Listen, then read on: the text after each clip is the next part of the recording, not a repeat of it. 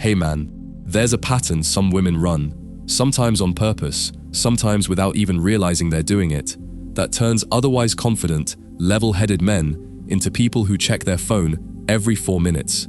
It's not lying. It's not even manipulation in the cartoonish sense most people imagine. It's something far more subtle and far more effective. And by the end of this video, you're going to be able to spot it in real time, understand exactly why it works on a neurological level, and, more importantly, know precisely how to flip it so it stops working on you and starts working in your favor. Let's call it what it is, the dark feminine trick.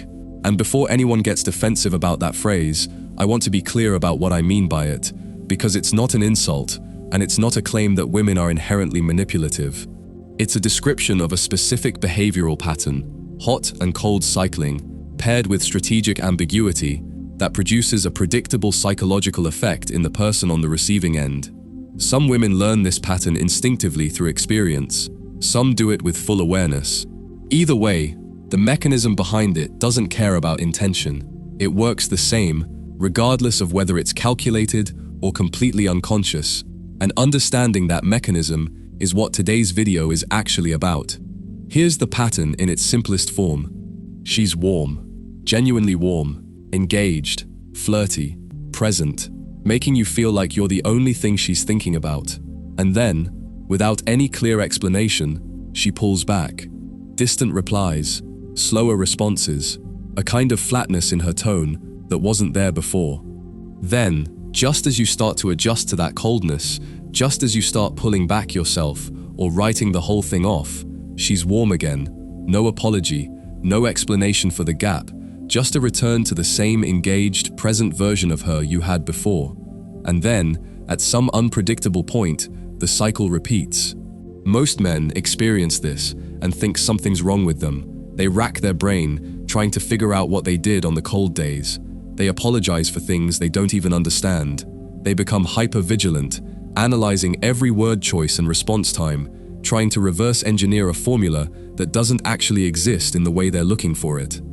And that hypervigilance, that obsessive analysis, is exactly the state this pattern is designed, consciously or not, to produce. To understand why this works so powerfully, we need to talk about a concept called the approach-avoidance conflict, which is one of the most well-established ideas in behavioral psychology. Human motivation isn't simple. We don't just want things or not want things in a clean binary.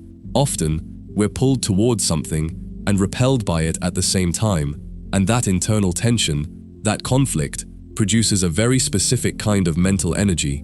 It's the same reason horror movies are popular, even though they're frightening. Part of you wants to look away, part of you can't stop watching, and that tension itself is what makes the experience gripping, rather than simply pleasant or simply unpleasant. When someone alternates between warmth and coldness, they're accidentally, or deliberately, installing that exact conflict inside you. The warm phases create approach motivation. You want to move toward her, get closer, secure the connection. The cold phases create just enough avoidance motivation, a flicker of doubt, a fear of rejection, a sense that something might be wrong, that you never fully relax into comfort. And here's the critical part. Comfort is actually the enemy of obsession. When something feels fully secure, fully predictable, your brain stops actively monitoring it. It becomes background. But when something oscillates between reward and uncertainty, your brain can't stop monitoring it, because monitoring it is exactly what kept our ancestors alive when facing genuinely unpredictable threats and opportunities. You're not weak or foolish for feeling gripped by this pattern. You're running an ancient piece of cognitive machinery that wasn't built for text messages, being triggered by something that looks a lot like an unpredictable threat or reward situation. There's a second mechanism layered on top of this one, and it's about something psychologists call fluctuating mate value signaling. Stay with me here, because this part explains something that trips up almost every man who encounters this pattern for the first time. When a woman is consistently warm, you naturally start to build a mental model of her as consistently interested. But interest that never wavers can start to read, subconsciously, as low value, because in most competitive social environments, people who are in high demand don't have unlimited attention to give any single person. When she cycles into a colder phase, even without her saying anything explicit, your brain fills in the blank space with assumptions. Maybe she's busy with other things. Maybe she has other options. Maybe her attention is genuinely divided, and you're not automatically at the top of the list. That uncertainty about her availability, ironically, increases how valuable she seems, because scarcity, real or implied, is one of the most consistent drivers of perceived value across basically every domain of human psychology, not just dating. This is the same principle that makes limited time offers feel more urgent than the exact same product available anytime, or that makes an exclusive guest list more desirable than an open one. So you've got two mechanisms stacking on top of each other. The approach-avoidance conflict keeps your attention locked in, unable to settle into comfort, and the fluctuating value signal makes her seem more desirable, specifically because her attention feels conditional and non-guaranteed. Combined, these two things produce something that feels a lot like obsession, even though nothing about the actual relationship has necessarily deepened or improved. Now, here's where this gets more sophisticated, because there's a third layer that a lot of men never even notice, and it's the one that does the most damage if you don't catch it. It's called triangulation, and it doesn't require another person to actually be involved. It just requires the implication that one might be. Triangulation is any signal, direct or indirect, that suggests there's competition for her attention. This can be as blatant as mentioning another guy by name, or as subtle as a slightly too long story about someone she used to talk to, or posting something that generates a specific kind of ambiguous engagement, a comment from an unfamiliar name, a photo that implies a social life happening without you in it. None of this needs to be a lie. She might genuinely just be living her life, posting normally, mentioning people who exist, but the effect on you, whether she intends it or not, is the same. It activates a very old, very powerful piece of psychology called mate guarding, which is the instinct to protect access to a partner or potential partner when competition appears to be present. Once that instinct activates, your attention toward her doesn't just increase, it sharpens into something closer to vigilance. And vigilance disguised as attraction is one of the most common misreadings men make in this entire dynamic. You think you're more into her. What's actually happening, at least partly, is that you're on alert. I want to give you a real scene here, because abstract mechanisms are easier to understand when you see them play out. Let's say her name is Jess. The first 2 weeks are incredible. She texts you good morning without being asked. She asks real questions about your life, and actually remembers the answers days later. She makes plans and follows through on them. You feel like you've found something rare, and honestly, you might have. This warmth could be completely genuine, uncomplicated interest. Then week 3 shifts. Her replies slow down. Something you'd normally get an enthusiastic response to gets a flat, haha, yeah. She cancels a plan with a vague excuse and doesn't reschedule it herself. You have to bring it up again. You start running the tape backward, trying to find the moment you messed up. You didn't do anything. That's the part that's disorienting. There's no identifiable trigger, because the shift isn't actually a reaction to something you did. It's simply the cold phase of the cycle.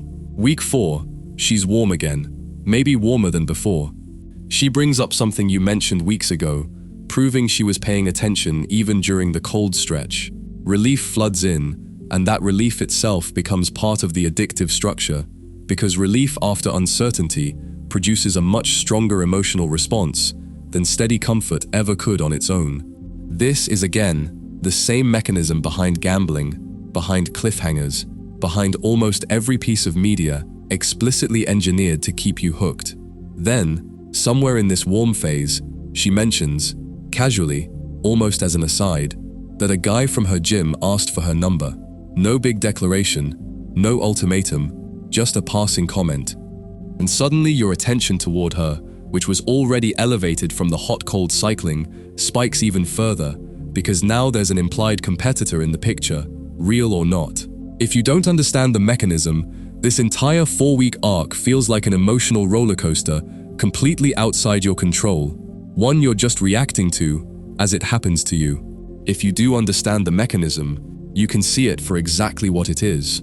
3 overlapping psychological levers, each one well documented, each one producing a predictable effect, regardless of whether the person pulling them is doing it deliberately or has simply learned, through trial and error, over years of dating, that this pattern keeps men more engaged than straightforward consistency does.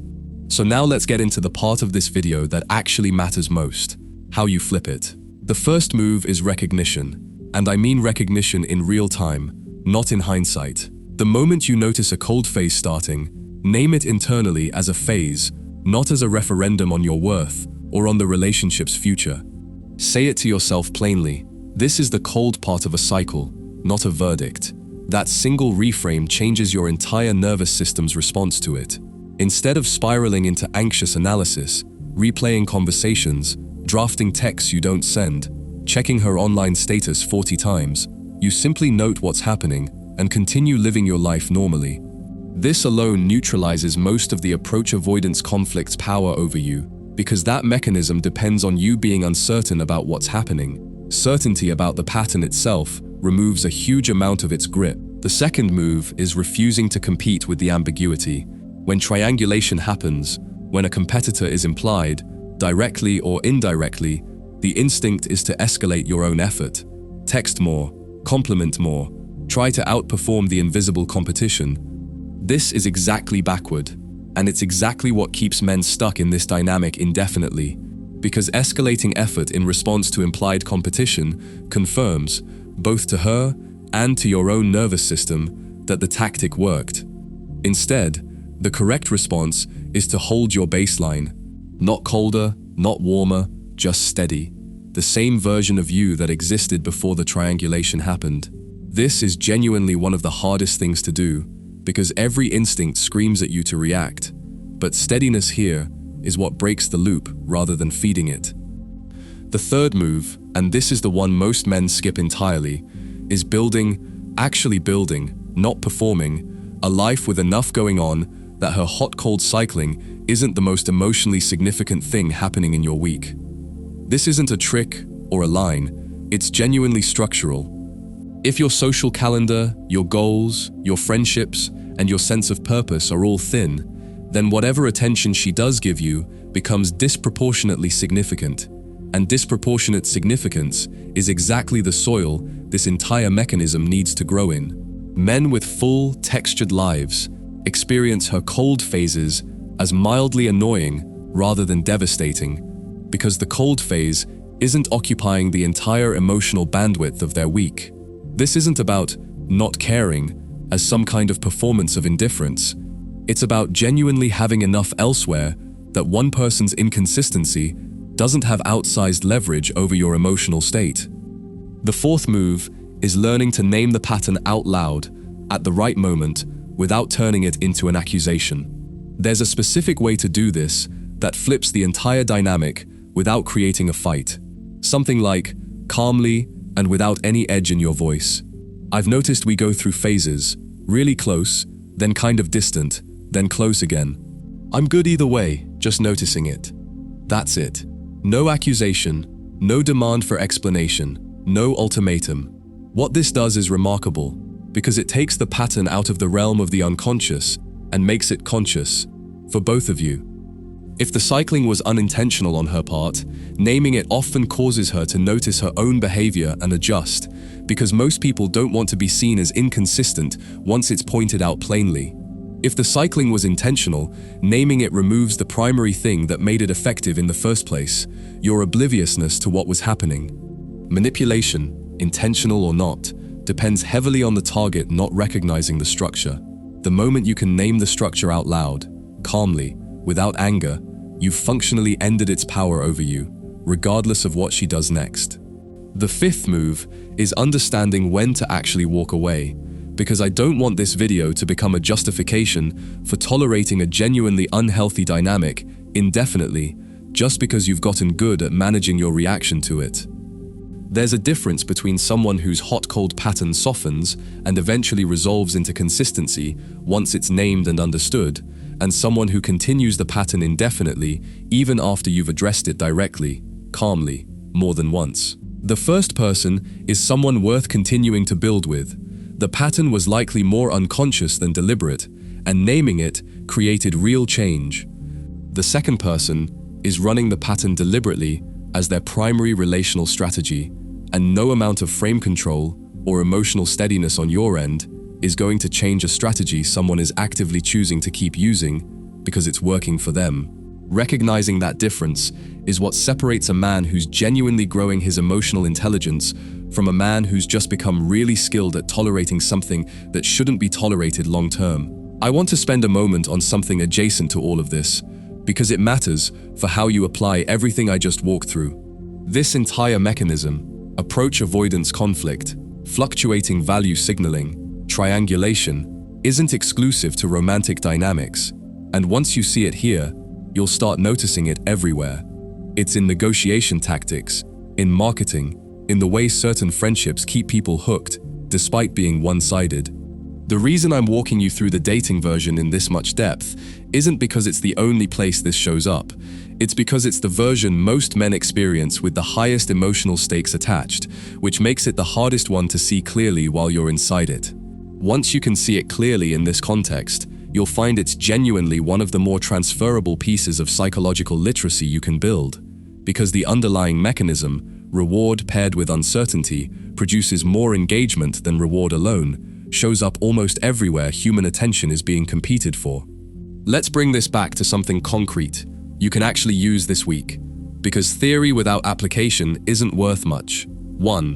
When you notice a cold phase, label it internally as a phase, not a verdict, and continue your normal life without escalating analysis or effort.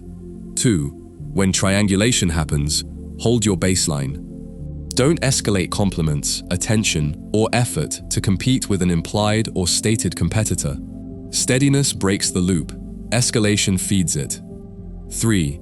Build an actual life outside this dynamic, with enough going on that no single person's inconsistency carries outsized emotional weight in your week. 4. Name the pattern out loud, calmly, without accusation, at a moment when things are neutral, rather than in the heat of a cold phase. This single move often does more to shift the dynamic than months of managing your own reactions silently. 5. Watch what happens after you name it. If the pattern softens and resolves into real consistency, that's someone worth continuing to build with. If it continues unchanged after being named more than once, that's a deliberate strategy, and no amount of composure on your end will out-negotiate someone's chosen approach to relationships. If this video shifted how you see a dynamic you've actually lived through, drop the word steady in the comments. I read every one, and it tells me exactly what to dig into next. And speaking of next, episode 4, Why Ignoring Her Works Better Than Any Compliment, takes this even further, breaking down exactly why withdrawal outperforms flattery every time. Subscribe so you don't miss it.